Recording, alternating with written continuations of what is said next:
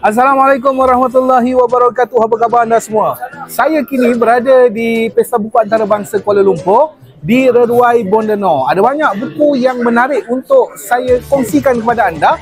Tetapi apa yang tertarik di hati saya ialah buku ini. Sebab apa? Sebab buku ini ditulis oleh Najla Adi. Ini yang menjadi faktor kenapa saya memilih buku ini.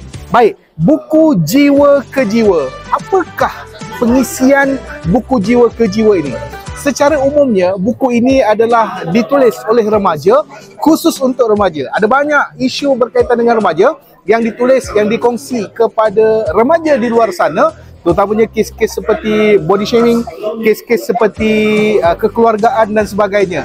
Jadi kepada ibu ayah yang mencari buku untuk anak remaja secara jujur dan telus, inilah bukunya, Dari Jiwa ke Jiwa. Sebab itu saya katakan buku ini memang sesuai untuk ibu ayah yang mencari satu bahan bacaan yang mungkin boleh menjadi inspirasi, terutamanya untuk anak-anak remaja. Jom datang ke Reruai Bondeno di Pesta Buku Antarabangsa Kuala Lumpur, di mana di tingkat 3, depan itu Dewan pintu masuk Dewan Tun Razak 3, kita berada di luar. Jadi dapatkan buku ini, masukkan buku ini dalam senarai buku yang anda buru. Padu.